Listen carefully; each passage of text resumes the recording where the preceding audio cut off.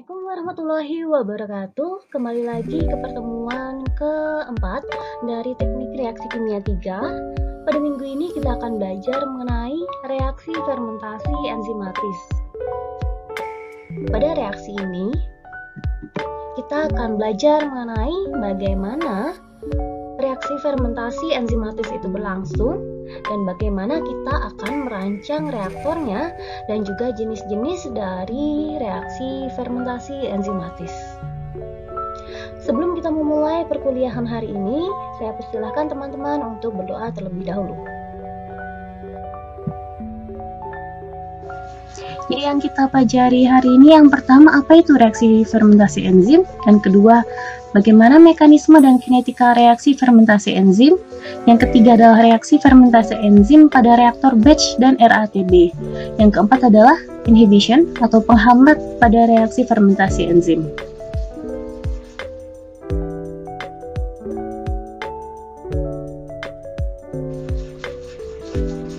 Oke, yang pertama, apa itu reaksi fermentasi? Bedanya apa antara fermentasi enzim dan mikroba? Jadi reaksi fermentasi ini secara umum adalah reaksi di mana raw material organik diubah menjadi sebuah produk dengan bantuan mikroba atau enzim. Jadi ada dua reaksi fermentasi ini, yaitu reaksi yang dibantu dan dikatalis oleh mikroorganisme atau mikroba. Contohnya dengan yeast, bakteria, alga atau protozoa. Yang kedua adalah reaksi yang dibantu dengan enzim. Jadi kalau reaksi fermentasi enzim,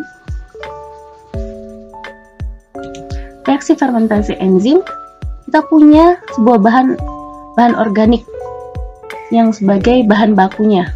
Kemudian direaksikan dengan bantuan enzim. Jadi enzim nanti akan bertindak sebagai katalisnya untuk menghasilkan sebuah produk kimia. Sedangkan pada reaksi fermentasi mikroba, bahan baku organiknya bereaksi dengan bantuan mikroba yang juga bertindak sebagai katalisnya untuk menghasilkan sebuah produk. Di sini bedanya, mikrobanya akan berkembang biak juga. Jadi di sini selain dihasilkan produk, juga dihasilkan mikroba lebih banyak. Jadi fermentasi ini adalah sebuah proses biologis. Mengapa? Karena dalam prosesnya dibantu dengan makhluk hidup. Fermentasi dibagi menjadi dua. Yang pertama adalah enzim. Enzim bukan merupakan makhluk hidup, tetapi enzim dihasilkan oleh makhluk hidup. Contohnya kita sendiri manusia menghasilkan banyak sekali enzim. Contohnya enzim lipase yang mengubah lemak menjadi senyawa lain yang mudah diserap oleh tubuh. Senyawa yang lebih sederhana, yaitu mengubah lemak menjadi fatty acid dan gliserol. Di enzim adalah high molecular weight compound, senyawa yang memiliki berat molekul tinggi, which usually are very specific. Jadi dan hanya menyerang satu komponen. Jadi seperti tadi enzim lipase, ya dia hanya akan menyerang lipid lipase. Jadi biasanya dia menambahkan ase di belakangnya untuk enzim. Kemudian fermentasi yang kedua adalah dibantu dengan mikroorganisme, mikroba atau cells.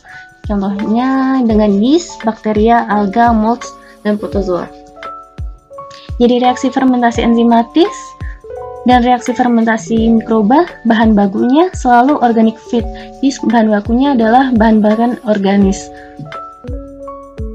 Jadi untuk reaksi fermentasi enzimatis, bahan baku organik diubah menjadi sebuah produk kimia. Di sini enzim akan bertindak sebagai katalisnya. Dia tidak mereproduksi dirinya sendiri, namun hanya sebagai senyawa kimia biasa. Jadi karena di sini enzim karena dihasilkan oleh tubuh kita. Jadi dia bukan makhluk hidup. Sedangkan pada reaksi fermentasi mikroba akan dihasilkan more cells, akan dihasilkan mikroba yang lebih banyak. Jadi mikroba ini akan mereproduksi dirinya sendiri dan organic feed yang menjadi bahan bakunya adalah sebagai makanannya si mikroba ini sendiri. Jadi selain dia mengkatalisis reaksi, dia juga akan mereproduksi dirinya sendiri dan menghasilkan enzimnya sendiri. Jadi di sini sebenarnya juga dibantu enzim. Enzimnya yang dihasilkan oleh mikroba ini sendiri.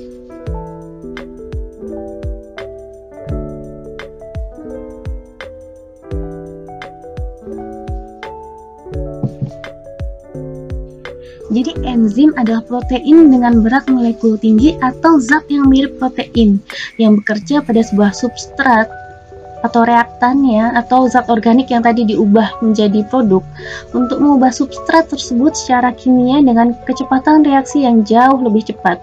Jadi ia bertindak seperti katalis. Jadi enzim biasanya terdapat dalam jumlah kecil dan tidak dikonsumsi selama berlangsungnya reaksi dan juga tidak mempengaruhi keseimbangan reaksi kimia, dan dia memberikan jalur alternatif sehingga terjadi reaksi, sehingga dia membutuhkan energi aktivasi yang lebih rendah. Jadi basically sama seperti katalis, dia akan menurunkan energi aktivasi, tidak dikonsumsi selama berlangsungnya reaksi, tidak mempengaruhi keseimbangan reaksi kimia. Sifat penting dari enzim adalah spesifik. Jadi satu enzim hanya mengkatalisis satu jenis reaksi atau satu substrat bahannya. Contohnya protease hanya menghidrolisis ikatan asam amino spesifik dalam protein. Yang kedua amilase yang akan menyerang pada ikatan molekul glukosa dalam pati. Yang ketiga lipase hanya menyerang lemak sehingga mendegradasi lemak menjadi asam lemak dan gliserol. Enzim hanya diproduksi oleh organisme hidup, dan kalau enzim komersial yang diperjualbelikan umumnya diproduksi oleh bakteri. Enzim biasanya bekerja dalam kondisi ringan pH 4-9. Kemudian sebagian besar enzim diberikan nama berdasarkan reaksi yang dikatalisasi, jadi berdasarkan apa yang dia serang. Misalnya seperti tadi, lipase hanya menyerang lemak atau lipid, jadi lipid ditambah ase di belakangnya. Kemudian amilase dia menyerang amilum, jadi amilum plus ase amilase. Jadi seperti itu contohnya.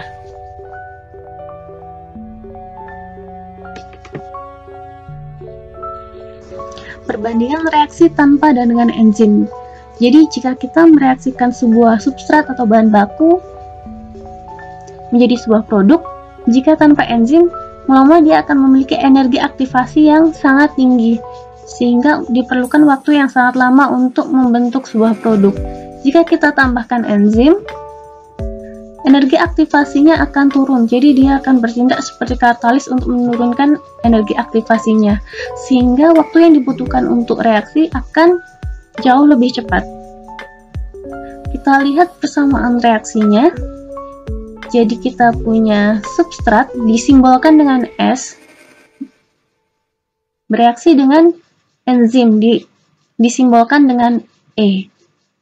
Dia akan bukan membentuk langsung produk, tetapi dia akan membentuk kompleks dulu. Dia akan membentuk enzim substrat kompleks yang disimbolkan sebagai ES, E.S. Di sini ada enzim substrat kompleks. Dia bisa mendegradasi balik terpisah balik menjadi substrat dan enzim, dan juga menghasilkan produknya, enzim ditambah dengan produk atau P. Jadi di sini enzim tidak terkonsumsi selama reaksi, dia hanya membantu reaksinya dengan membentuk kompleks. Jadi kompleks ini yang membedakan reaksi fermentasi enzim dengan reaksi yang lainnya, dengan membentuk kompleks dulu. Dan substrat hanya terikat pada active site enzimnya, seperti reaksi katalis. Jadi dia hanya terjadi pada active site-nya saja. Ada dua model interaksi enzim dan substrat. Yang pertama lock and key model, yang kedua adalah induced feed model. Di lock and key model ini seperti kunci dan pintu, jadi hanya ada satu pasangan. hanya ada satu pasangan. Jadi kalau kita punya enzim, di sini digambarkan active site-nya punya suatu bentuk yang spesifik. Jadi substrat yang bisa nempel di enzimnya ini hanya substrat yang bentuknya spesifik dengan enzimnya ini. Selain bentuk yang ini, dia tidak akan bisa bereaksi. Jadi di sini model ini menunjukkan kespesifikan enzim terhadap suatu substrat. Jadi kalau kita punya enzim, active site-nya berbentuk spesifik, hanya bisa bereaksi dengan substrat yang bentuknya spesifik tersebut untuk menghasilkan sebuah enzim substrat kompleks. Jadi di sini ada kompleksnya ES, kemudian baru bereaksi dan menghasilkan produk 1 dan 2. Di sini enzimnya tetap, dia tidak terkonsumsi. Kemudian yang kedua, induced feed model.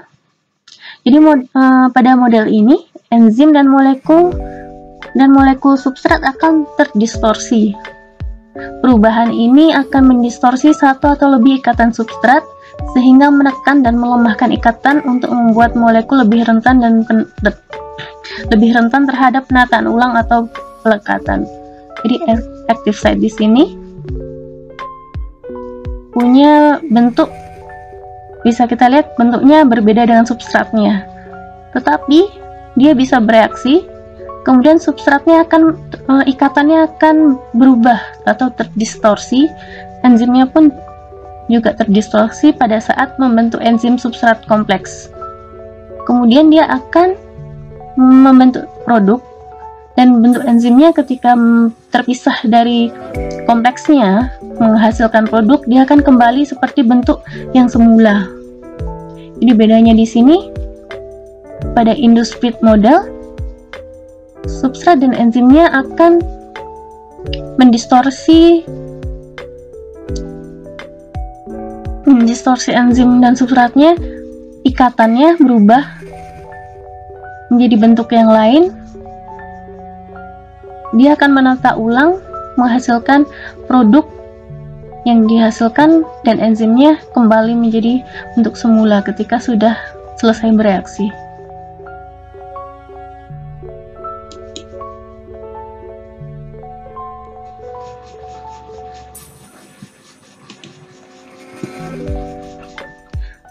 Next, mekanisme reaksi enzimatis. Jadi tadi sebelumnya kita sudah belajar bahwa enzim akan bereaksi dengan substratnya, bahan bakunya, reaktannya, mula-mula menghasilkan kompleks enzim substrat, baru menghasilkan produknya. Secara garis besar seperti itu. Jadi mekanisme reaksi fermentasi enzimatis kita contohkan pada reaksi dekomposisi urea dengan air menjadi amonia dan CO2 dengan bantuan enzim urease. Jadi tahap yang pertama, enzim urease yang tidak terikat atau E. Jadi enzim urease, dia ada enzimnya, kita simbolkan menjadi sebagai E, bereaksi dengan substratnya. Substratnya itu bahannya ada urea di sini karena dia reaksi dekomposisi urea. Bereaksi dengan substrat urea, substrat disimbolkan sebagai S. Mula-mula awalnya untuk membentuk kompleks enzim substrat atau ES. Jadi di sini urea bereaksi dengan enzim urease menghasilkan sebuah kompleks enzim urease dan urea. Tahap yang kedua, kompleks yang terbentuk ini, kompleks enzim substrat ini dapat terdekomposisi balik menjadi urea dan urease. Jadi yang tadi terbentuk di sini bisa merupakan reaksi bolak-balik sehingga dia bisa bereaksi kembali menjadi urea dan urease. Jadi di sini kompleksnya kompleks ES, kompleks urease terdekomposisi kembali menjadi urease dan urea. Tahap yang ketiga yaitu tahap pembentukan produk. Jadi kompleks yang tadi terbentuk, kompleks enzim substratnya juga bereaksi dengan air menghasilkan produk, disimbolkan sebagai P. Produknya adalah amonia dan CO2.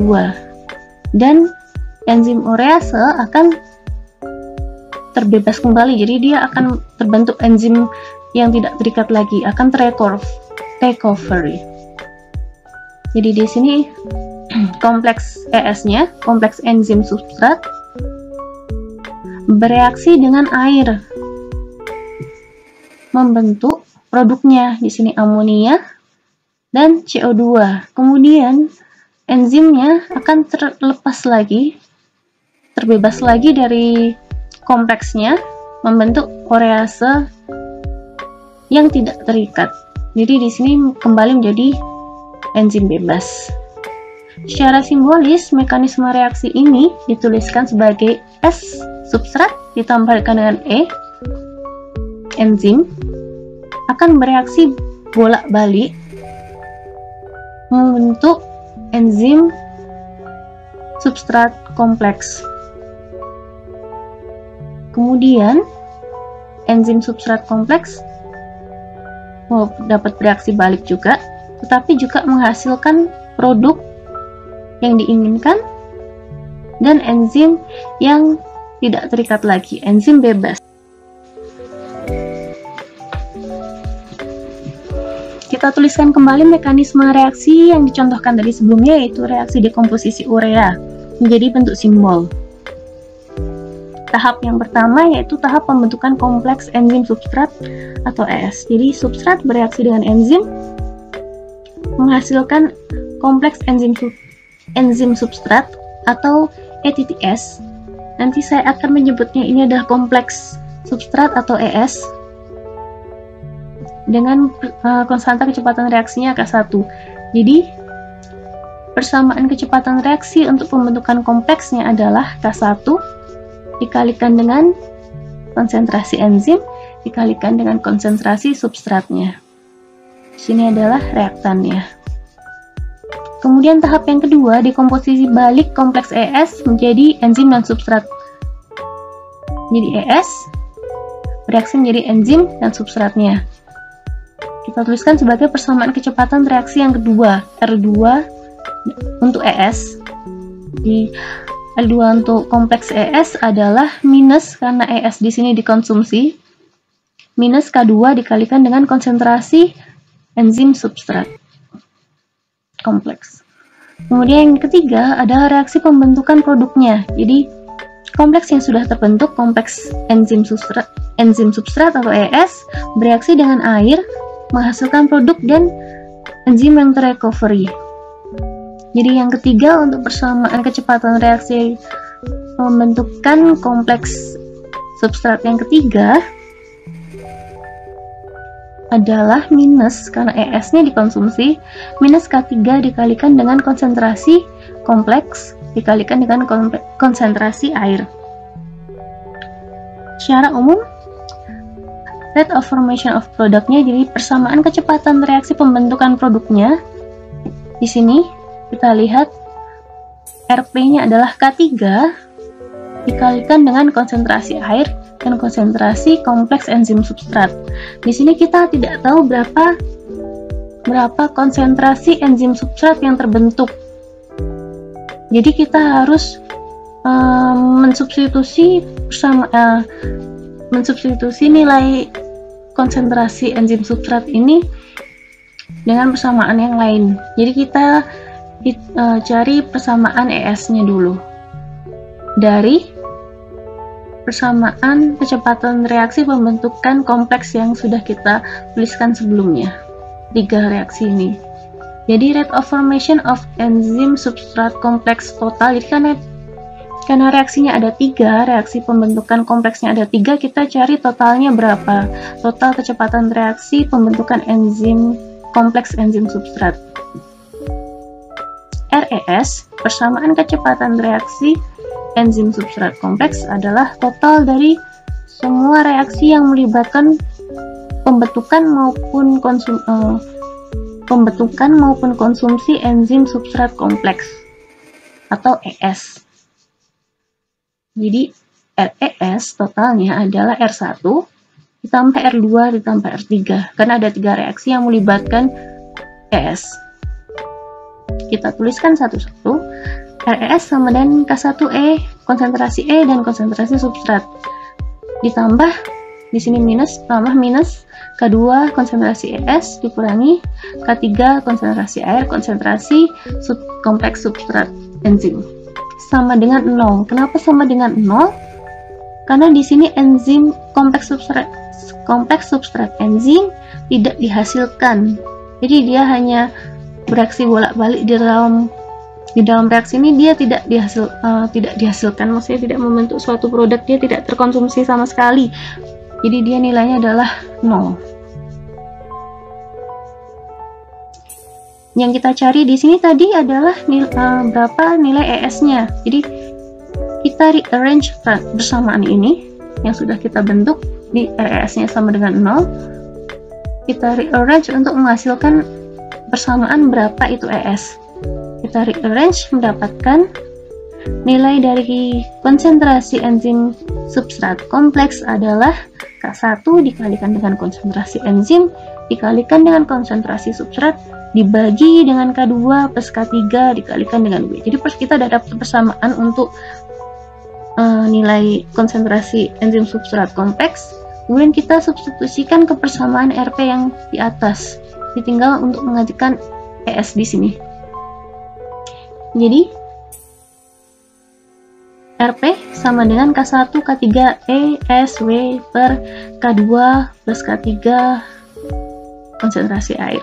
Di sini kenapa persamaan kecepatan produk nilainya sama dengan negatif persamaan kecepatan reaksi konsumsi substrat.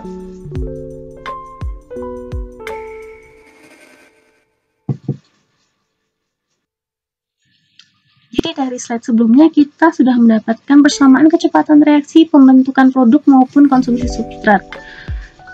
Apakah persamaan reaksi itu sudah bisa dipakai?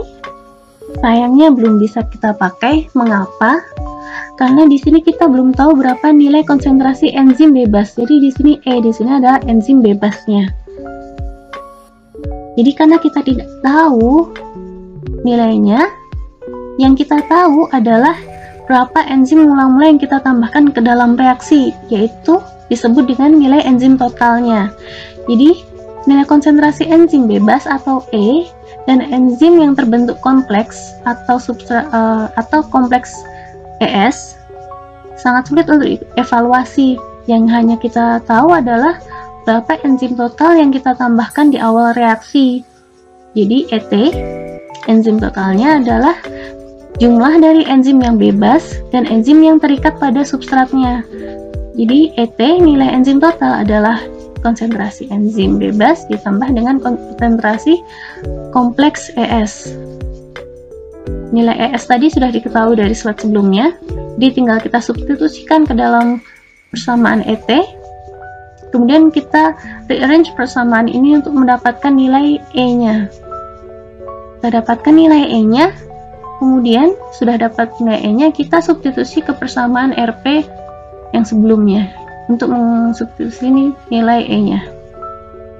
Sehingga kita dapatkan persamaan kecepatan reaksi untuk konsumsi substrat atau R-RS adalah K1, K3 dikalikan dengan konsentrasi air, dikalikan dengan konsentrasi enzim totalnya, dikalikan dengan konsentrasi substratnya, dibagi dengan K1, dikalikan dengan S, ditambah dengan K2, ditambah dengan K3 dikalikan dengan konsentrasi airnya.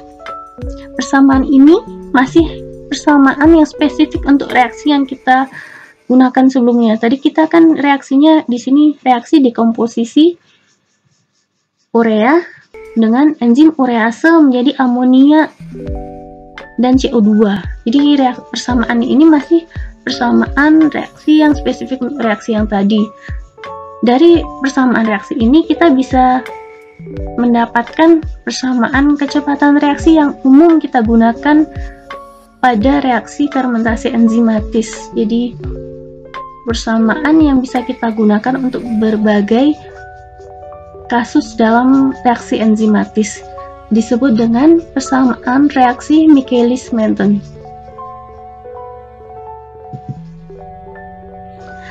Persamaan kecepatan reaksi Michaelis-Menten kita dapatkan dari persamaan sebelumnya, reaksi dekomposisi urea. Kita asumsikan bahwa reaksi dilakukan dengan air excess sehingga konsentrasi air atau W konstan. Jadi di sini kita dianggapnya waternya konstan. Kita substitusikan K3 dikalikan dengan W, konsentrasi airnya kita tuliskan sebagai Kket. Sedangkan Kket plus K2 per K1 kita tuliskan sebagai Km.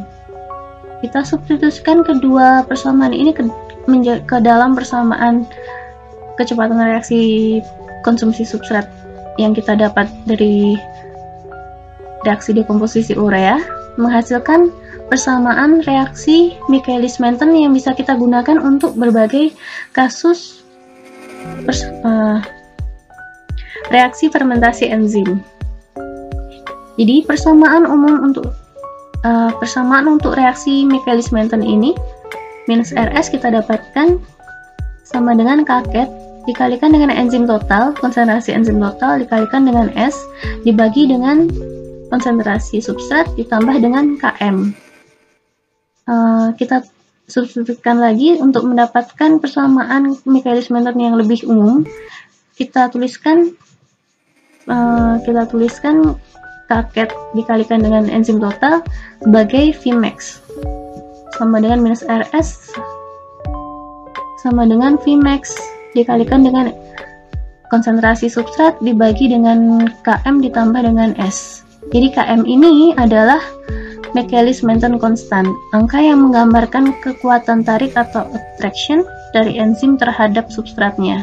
Sedangkan Vmax yaitu Kket dikalikan dengan enzim total, yaitu maksimum kecepatan reaksi untuk seluruh konsentrasi total enzim. Dengan parameter Kket di sini disebut juga sebagai turnover number, yaitu jumlah substrat yang berubah menjadi produk pada satu single molekul enzim ketika enzim pada kondisi jenuh dengan substrat. Jadi jenuh di sini maksudnya adalah seluruh active site pada enzim diisi oleh substratnya. Jadi di sini adalah persamaan reaksi Michaelis-Menten yang umum kita gunakan untuk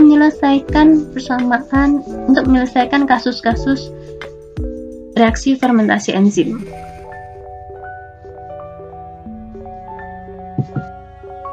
Kita gambarkan persamaan kecepatan reaksi Michaelis-Menten pada sebuah grafik. Jadi kita punya grafik antara minus RS, persamaan kecepatan reaksinya terhadap konsentrasi substrat. Jadi persamaan kecepatan reaksi maksimumnya dicapai nilainya sama dengan Vmax. Sedangkan separuh dari Vmax atau Vmax per 2 nilainya sama dengan nilai, jika diplotkan dalam grafik dia akan mendapatkan nilai Km. Mengapa? Nanti kita jelaskan. Kita analisis dulu untuk konsentrasi. Pada konsentrasi substrat rendah, maka nilai Km jauh lebih besar dari substratnya karena substratnya konsentrasinya rendah. Sehingga kalau kita masukkan ke dalam persamaan Michaelis-Menten yang tadi, nilai RS di sini karena nilai Km jauh lebih besar dari substratnya, sehingga substrat di sini bisa kita abaikan. Jadi kita coret di sini, sehingga kita mendapatkan persamaan pada konsentrasi substrat rendah. Persamaan kecepatan reaksinya adalah Vmax dikalikan dengan konsentrasi substrat dibagi dengan Km-nya. Sedangkan pada konsentrasi substrat tinggi, di mana konsentrasi S jauh lebih besar dari Km-nya, sehingga Km di sini gantian yang dicoret, tetapi S yang di sini bisa dicoret dengan atasnya. Jadi kita dapatkan pada konsentrasi substrat tinggi, maka persamaan kecepatan reaksinya sama dengan Vmax.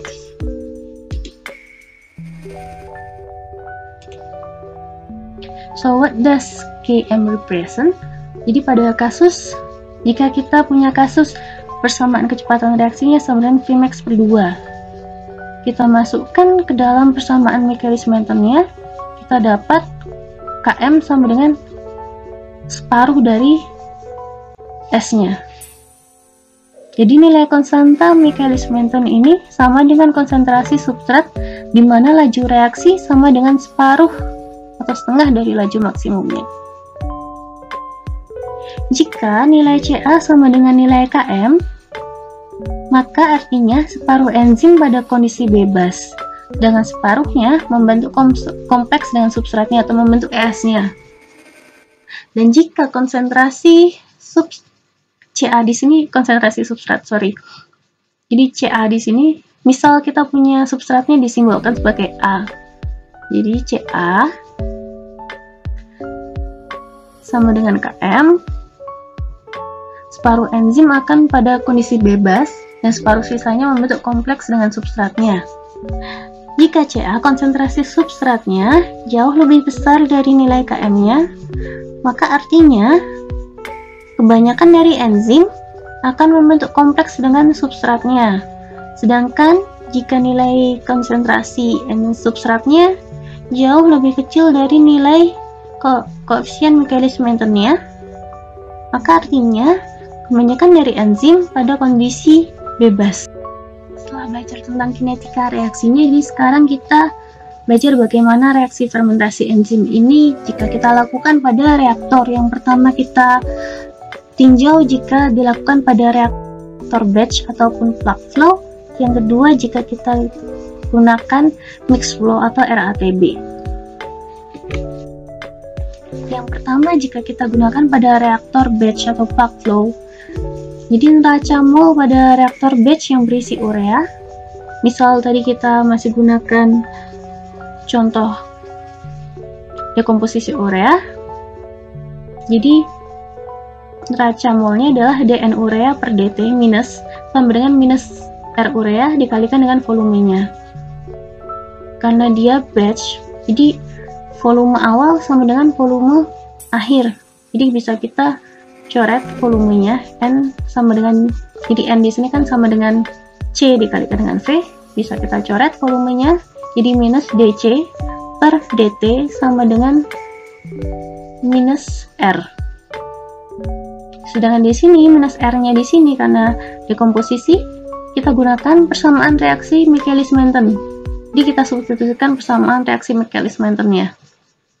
Di sini R urea dikalikan dengan V sama dengan Vmax dikalikan dengan C urea per Km plus C urea. Kita substitusikan persamaan kecepatan reaksi Michaelis-Menton ini ke dalam persamaan neraca molnya. Kemudian setelah kita substitusikan, kemudian kita integrasikan untuk mendapatkan apa? Untuk mendapatkan berapa waktu yang diperlukan untuk bereaksi di dalam reaktor batch-nya. Kita substitusikan. Jadi T sama dengan integral dari dC per R. Di sini dipindah ruas, dt-nya pindah ke ruas kanan, R-nya pindah ke penyebut. Jadi T sama dengan integral dari C urea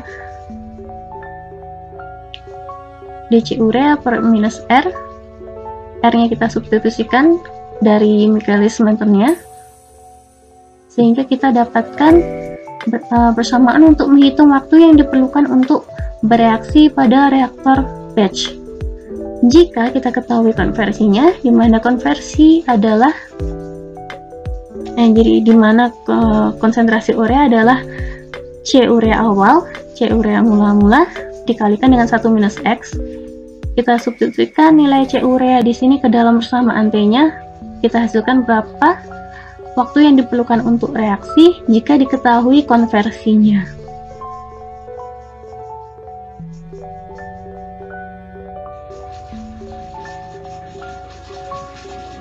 Jadi jika kita sudah mengetahui data-data dari reaktor batch-nya, kita bisa mengevaluasi berapa nilai Km konstanta Michaelis-Menton dan berapa nilai Vmax-nya. Jadi biasanya kita dari reaktor batch kita sudah tahu konsentrasi substratnya atau konsentrasinya dan waktunya. Jadi dari persamaan yang tadi slide sebelumnya, T sama dengan Km per Vmax dan seterusnya. Ini bentuknya masih non-linear. Jadi kita ingin mengubah persamaan ini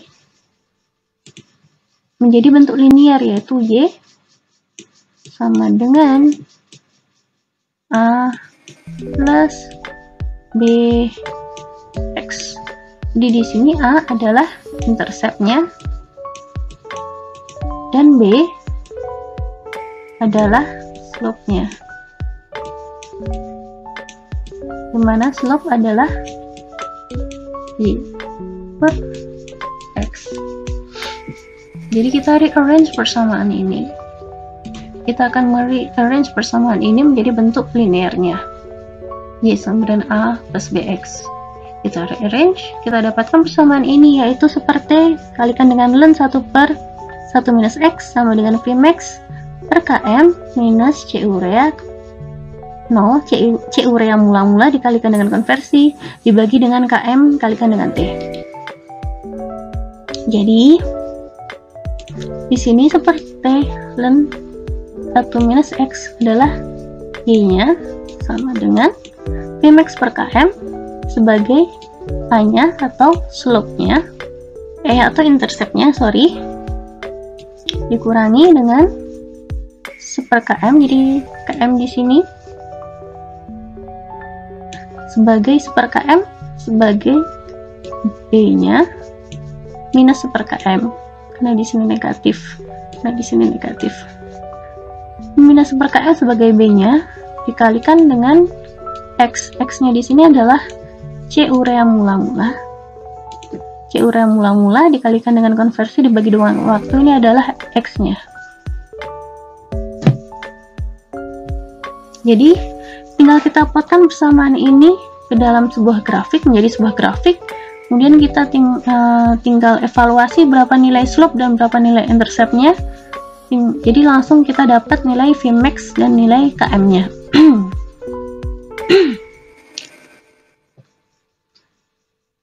Kalau tadi kan ini diketahui nilai konversinya. Kalau kita yang diketahui adalah konsentrasi substratnya, persamaan tadi dibalik menjadi persamaan yang awal tadi, kita dapat persamaan ini. Kita dapat persamaan di sini seperti ln S0 substrat mula-mula per S, di sini adalah Y sama dengan Vmax per Km adalah A plus per Km. Km di sini akan menjadi slope-nya B, sedangkan X-nya adalah S0 minus S per T. Jadi di sini kalau kita gambarkan ke dalam grafik, kita dapat grafik antara seperti ln S0 per S sebagai Y terhadap S0 min S per T sebagai X-nya, dimana slope-nya adalah minus. Dulu kita evaluasi reaksi fermentasi enzimatif pada mixed flow atau RATB. Jadi kalau kita punya reaksi A sebagai substrat bereaksi dengan enzim menghasilkan kompleks substrat enzim AE, menghasilkan produk dan enzimnya. Jadi di sini A adalah substratnya, A di sini adalah substrat.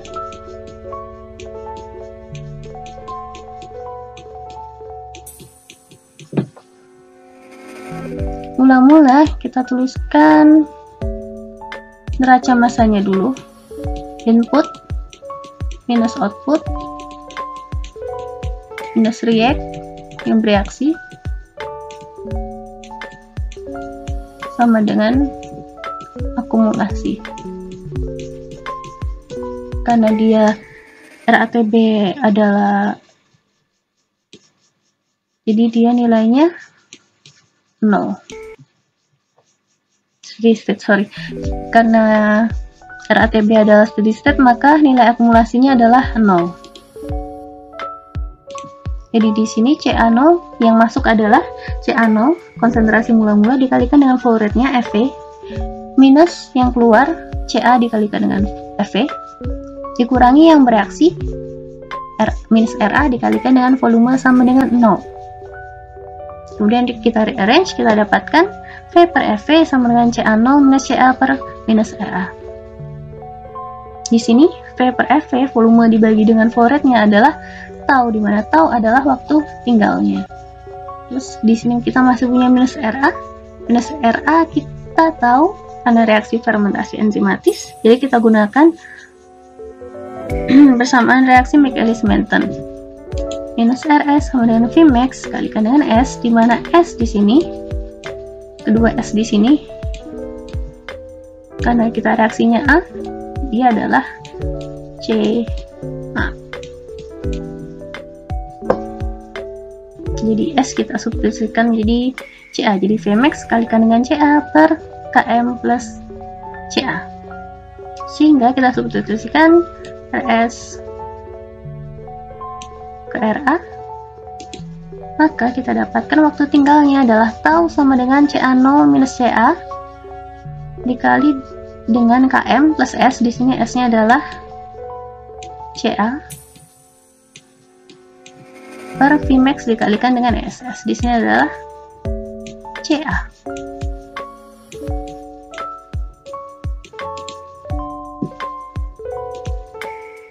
Dari persamaan ini, dari waktu tinggalnya ini, kita bisa mengevaluasi nilai Vmax dan Km-nya. Jadi untuk mengevaluasi nilai Vmax dan Km-nya, kalau kita sudah dapat data-data reaktornya, maksudnya kita tahu berapa waktu tinggalnya, kita tahu berapa konsentrasi awalnya CA0, dan kita tahu juga berapa konsentrasi keluarnya, maka kita bisa mendapatkan berapa nilai koefisien Michaelis-Menten-nya dan Vmax-nya. Kita rearrange persamaan ini menjadi bentuk linear. Kita rearrange Y sama dengan A plus BX.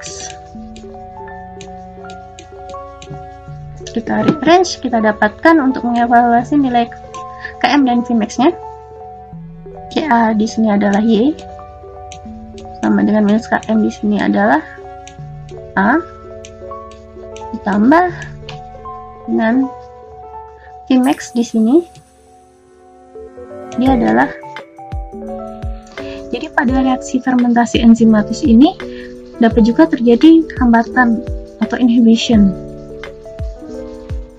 Model yang pertama adalah competitive inhibition. Jadi inhibitornya ini atau penghambatnya ini akan rebutan, competitive inhibition, rebutan dengan substratnya untuk bisa nempel ke enzimnya. Yang kedua uncompetitive inhibition, yang ketiga adalah non-competitive inhibition atau mixed inhibition. Ini campuran antara inhibition yang pertama dan yang kedua. Yang pertama competitive inhibition. Jadi dari judulnya kita tahu bahwa dia kompetitif, dia berebutan, saling berebutan. Di inhibitor dan substratnya akan berkompetisi untuk bisa berikatan dengan molekul enzim. Jadi pada competitive inhibition, senyawa lain yang bersifat sebagai penghambat atau inhibitor kita simbolkan sebagai I, berkompetisi dengan substratnya untuk berikatan dengan molekul enzim membentuk kompleks inhibitor enzim. Jadi kalau tadi yang normal tanpa inhibition, tanpa inhibitor, hanya akan terbentuk kompleks substrat enzimnya. Tapi di sini dengan adanya inhibitor yang kompetitif akan membentuk sebuah kompleks inhibitor enzim yang akan mengganggu reaksinya. Jadi dia akan mengurangi produk yang bisa terbentuk. Tahapan reaksinya yang pertama sama seperti yang tadi 1-3, ini masih reaksi yang sama seperti yang normal. Jadi enzim bereaksi dengan substrat membentuk kompleks enzim substrat, kemudian bisa terdekomposisi, ES-nya terdekomposisi, kemudian ES membentuk produk dan enzim yang terrecovery. Di sini ada dua tambahan reaksi, yaitu reaksi inhibitornya. Jadi inhibitor bereaksi dengan enzimnya membentuk kompleks enzim inhibitor yang menyebabkan enzim ini menjadi tidak aktif karena sudah tidak bisa dimasuki oleh substrat yang seharusnya membentuk produk yang kita inginkan. Jadi kompleks ini terbentuk dan tidak aktif. Yang reaksi yang terakhir adalah reaksi balik.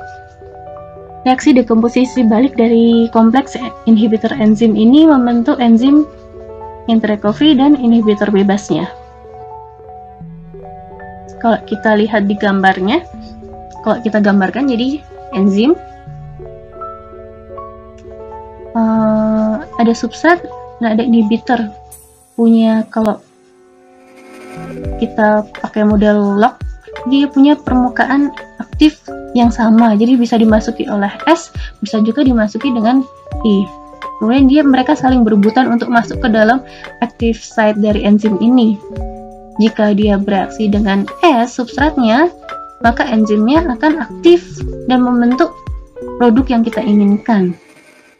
Namun, jika enzimnya ini akan berikatan dengan inhibitor, maka akan terbentuk kompleks yang tidak aktif, sehingga tidak dapat membentuk produk yang kita inginkan.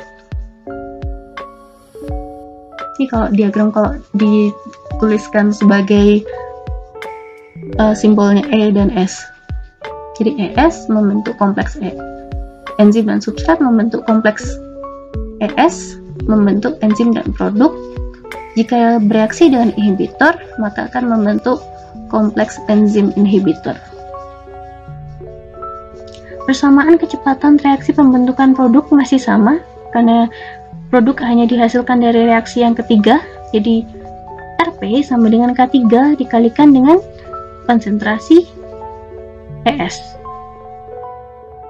Yang berbeda di sini adalah persamaan kecepatan reaksi enzim substratnya. Jadi tadi di awal kita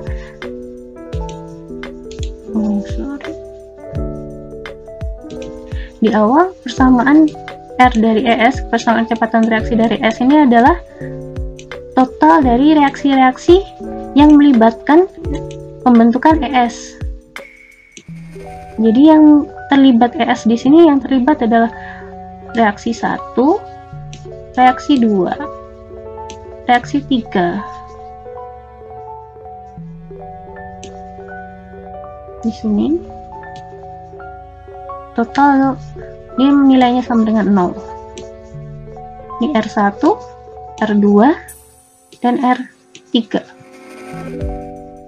Ini adalah persamaan kecepatan reaksi pembentukan enzim substrat, kompleks enzim substrat. Ada juga persamaan kecepatan reaksi pembentukan enzim inhibitor. Yang terlibat adalah ini sama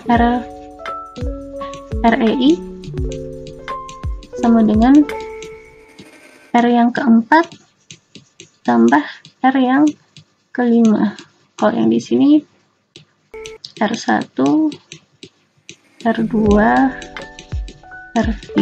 Jadi pembentukan EI di sini adalah yang terlibat adalah reaksi yang keempat dan yang kelima. Jadi di sini REI sama dengan keempat persamaan kecepatan reaksi yang keempat persamaan kecepatan reaksi yang kelima. Nilainya sama dengan 0. Sehingga konsentrasi enzim totalnya, kalau tadi sebelumnya hanya ada enzim total, hanya ada yang bebas. E adalah yang bebas, free, ditambah dengan ES, ini yang berikatan dengan substratnya, ditambah dengan, karena di sini ada terbentuk enzim inhibitor, maka konsentrasi enzim totalnya ditambahkan juga yang terikat dengan inhibitor. Jadi di sini EI adalah berkonsentrasi enzim yang terikat dengan inhibitor. Ini nilai nilai ES dan EI ini tidak kita ketahui. Yang kita ketahui hanyalah konsentrasi enzim totalnya. Jadi untuk menghitung berapa nilai persamaan kecepatan reaksi pembentukan produk, kita cari berapa ES-nya di sini.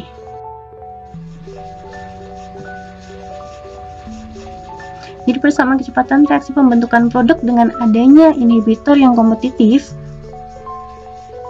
setelah kita substitusikan persamaan-persamaan yang tadi, kita dapatkan persamaan kecepatan reaksinya adalah Vmax dikalikan dengan S dibagi dengan S plus Km dikalikan 1 plus konsentrasi inhibitor per KI, di mana Vmax adalah K3 dikalikan dengan ET, Km adalah K2 plus K3 per K1, dan KI adalah K5 per K4.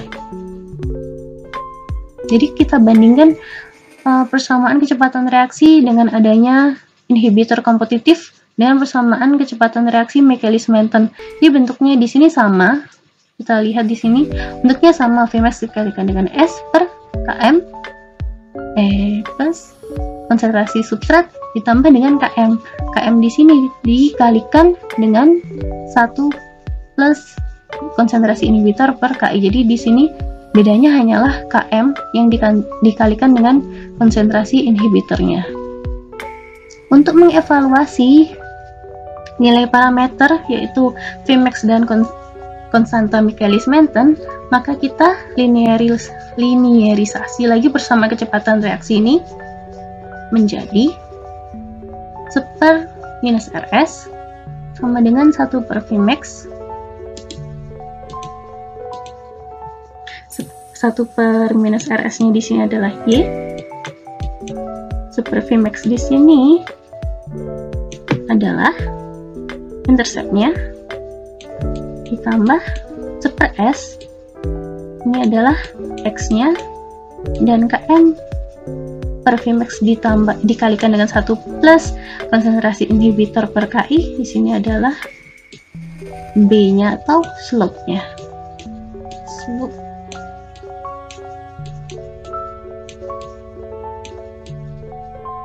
Jadi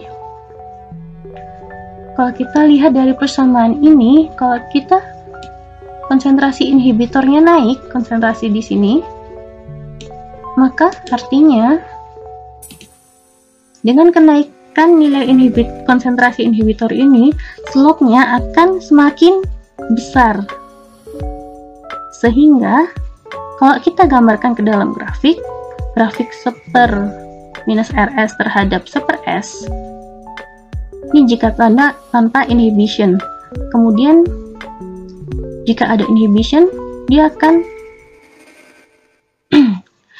slope-nya akan naik karena dia harus dikalikan dengan konsentrasi di sini. Sedangkan slope-nya 1 per Vmax-nya tetap. Tidak ada perubahan intercept. Semakin naik nilai konsentrasi I, maka slope-nya di sini akan semakin besar. Jadi dengan increasing inhibitor concentration, the slope will be increased.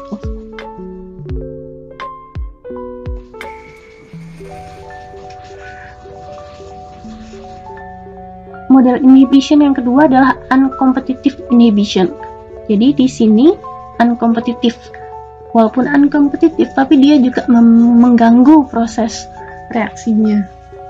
Jadi pada kasus ini inhibitor tidak memiliki afinitas terhadap enzim bebas. Jadi dia nggak rebutan sama enzim yang bebas dengan substratnya. Jadi tidak kompetitif terhadap enzim bebasnya. Jadi tidak akan berkompetisi dengan substratnya. Tapi inhibitor akan tertarik dengan kompleks enzim substratnya, membentuk kompleks inhibitor enzim substrat. Jadi ada kompleks baru yang terbentuk di sini adalah kompleks IES, kompleks antara inhibitor, enzim, dan substratnya. Jadi kita lihat di gambarnya dulu. Enzim bebas di sini berikatan dengan substratnya, tidak terganggu oleh inhibitornya. Inhibitornya nggak tertarik sama enzim bebasnya. Akan terbentuk kompleks enzim substrat yang bisa menghasilkan produk yang kita inginkan. Tapi di sini dengan adanya inhibitor akan nempel ke enzim substrat, kompleks enzim substrat yang sudah ada. Ketika inhibitornya ini nanti nempel ke kompleks enzim substratnya ini, akan terbentuk kompleks baru, yaitu kompleks inhibitor enzim substrat yang akhirnya mengakibatkan enzim ini menjadi tidak aktif sehingga tidak bisa menghasilkan produk. Jadi bedanya di sini. Tidak tertarik on competitive inhibition, inhibitor tidak tertarik dengan enzim bebas, tetapi dia tertarik dengan kompleks ES dan mengakibatkan enzim menjadi tidak aktif ketika sudah ketempelan inhibitor.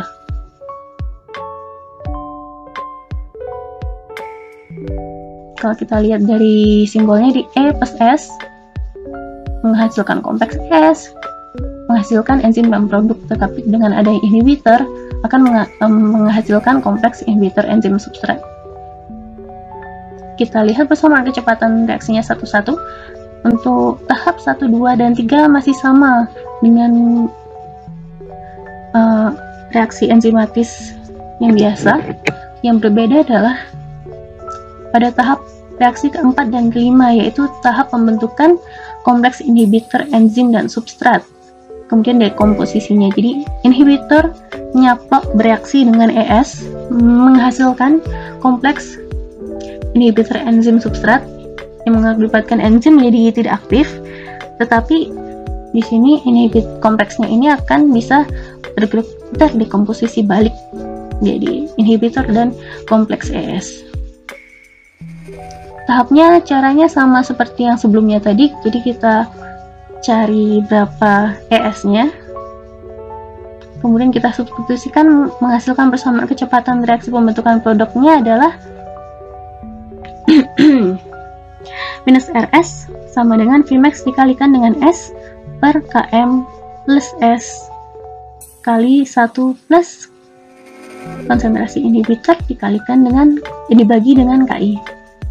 Bedanya dengan yang tadi, kalau yang tadi yang di sini 1 plus I per KI ini nempel dikalikan dengan Km-nya, tetapi pada uncompetitive inhibition, inhibitor yang ini 1 plus I per KI ini dikalikan dengan substratnya. Kemudian kalau kita mau mencari nilai Km dan Vmax, harus kita linearisasi dulu. Jadi sama, kita balik persamaan ini agar linear. 1 per minus R, 1 per minus RS di sini adalah Y-nya sama dengan 1 per S dikali dengan Km per Vmax ditambah dengan 1 per Vmax dikali 1 plus I per KI. Jadi di sini dia akan di sini yang berubah adalah interceptnya. Ini Y sama dengan ini adalah A-nya, di sini adalah interceptnya, sedangkan di sini per S Vmax. Jadi Km per Vmax-nya di sini adalah B atau slope-nya, dan seper S ini adalah X-nya. X. Jadi kalau kita gambarkan ke dalam grafik, seper minus RS terhadap seper S, nah, kondisi tanpa inhibition di sini, jadi tanpa inhibition adalah seper RS, seper S plus seper Vmax.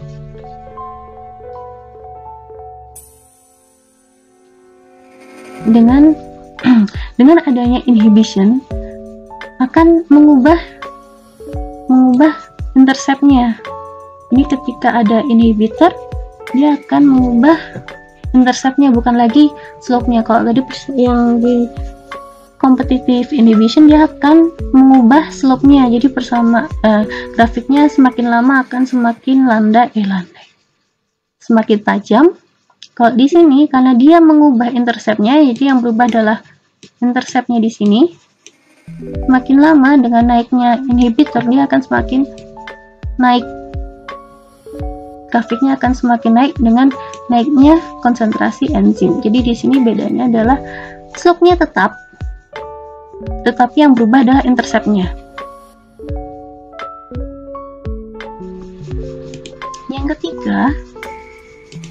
Yang ketiga adalah mixed inhibition atau non-kompetitif. Jadi mixed inhibition atau non-kompetitif ini adalah gabungan dari dua inhibition yang sebelumnya. Jadi gabungan antara kompetitif dan unkompetitif. Jadi inhibitor pada proses inhibition yang ini akan mengikat enzim bebas, juga mengikat enzim substratnya. Jadi dia tertarik sama enzim bebas, juga tertarik dengan kompleks enzim substratnya.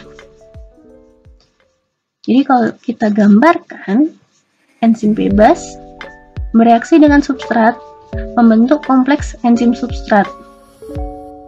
Enzim bebas juga bereaksi dengan inhibitor, membentuk kompleks inhibitor enzim, kompleks EI.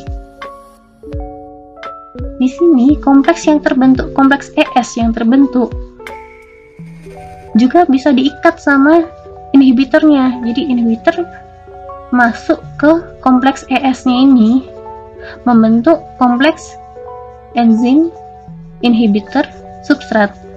Nah, kompleks yang terbentuk dengan inhibitor di sini, kompleks EI, si substratnya juga tertarik buat nempel di enzim yang sudah ditempeli dengan inhibitornya, sehingga membentuk kompleks enzim inhibitor substrat juga.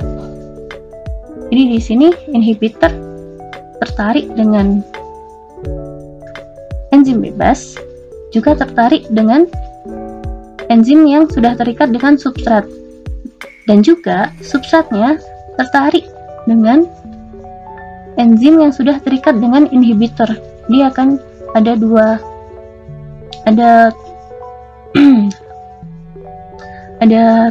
dua cara untuk membentuk kompleks enzim inhibitor substratnya, sehingga menyebabkan enzim ini menjadi tidak aktif, tidak dapat menghasilkan produk yang kita inginkan.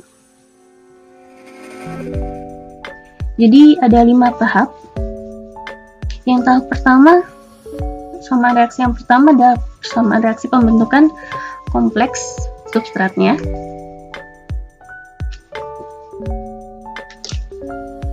E plus S menjadi kompleks enzim substrat. Reaksi yang kedua adalah reaksi pembentukan reaksi pembentukan kompleks enzim inhibitor. Yang ketiga, pembentukan kompleks enzim inhibitor substrat dari kompleks ES. Kemudian persamaan kecepatan reaksi yang keempat adalah pembentukan kompleks enzim inhibitor substrat dari kompleks inhibitor enzim, menyebabkan ketiganya ini tidak aktif. Kemudian baru persamaan kecepatan reaksi yang kelima adalah persamaan kecepatan reaksi pembentukan produknya.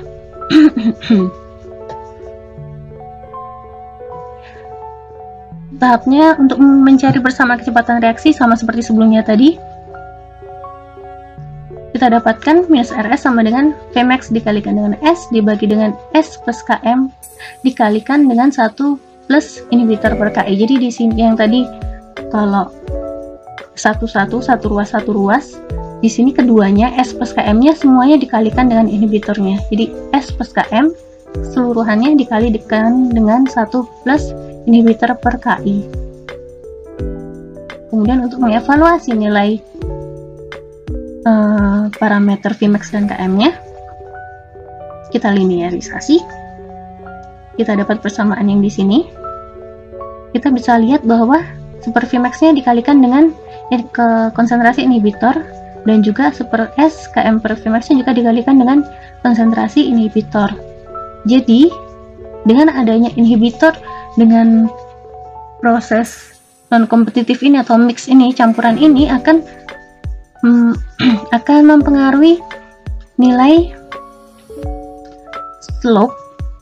slope-nya dan juga intercept-nya. Jadi akan mengubah nilai intercept dan slope-nya. Kalau kita gambarkan ke dalam grafik, super minus RS terhadap super S dengan tanpanya no inhibition normal, kemudian dengan adanya inhibitor dia akan mengubah slope-nya dan juga mengubah intercept-nya. Jadi dia naik juga karena intercept-nya naik, tetapi slope-nya juga naik. Jadi dia akan semakin lama semakin tajam grafiknya dengan adanya inhibitor non-kompetitif atau mix. Jadi kalau kita bandingkan ketiga proses inhibition reaction ini, kalau kompetitif, dengan adanya competitive inhibition, dia hanya akan mengubah slope-nya. Increasing inhibition concentration akan mengubah slope-nya, jadi slope-nya akan semakin besar. Kemudian di sini super S hanya mengubah nilai slope-nya di sini. Untuk yang kedua, uncompetitive inhibition, slope-nya tetap, tapi yang berubah adalah intercept-nya, di grafiknya akan semakin naik, increasing inhibitor concentration. Kemudian yang ketiga, mixed inhibition, dia juga akan mengubah slope dan juga intercept-nya, jadi grafiknya semakin tajam, grafiknya juga semakin naik. Jadi kalau kita gambarkan jadi satu grafik, jika tidak ada inhibition, ini grafik yang pertama adalah jika tidak ada inhibition, kemudian dengan adanya competitive inhibitor, slope-nya akan berubah, jadi intercept-nya sama, slope-nya akan berubah. Kemudian jika ada uncompetitive inhibition, yang berubah adalah intercept-nya, slope-nya sama, kemiringannya sama, tapi intercept-nya naik, grafiknya akan naik. Itu adalah uncompetitive inhibition. Kemudian kalau mixed inhibition atau non-competitive, both slope and intercept change, jadi dia naik, intercept-nya naik, grafiknya juga semakin tajam karena slope-nya akan naik. Jadi untuk melihat apakah inhibitor yang terjadi apakah kompetitifkah atau unkompetitifkah atau mixedkah, kita lihat dari perubahan slope dan intercept-nya. Kalau konsentrasi inhibitornya bertambah, kemudian nilai slope-nya naik, tapi nilai intercept-nya tetap, maka itu artinya adalah competitive inhibition. Kalau dengan naiknya konsentrasi inhibitor, nilai intercept-nya naik, tetapi slope-nya tetap, maka dia artinya adalah uncompetitive inhibition. Tapi jika keduanya berubah, slope berubah, intercept-nya berubah, maka artinya dia adalah mixed inhibition atau non-competitive inhibition.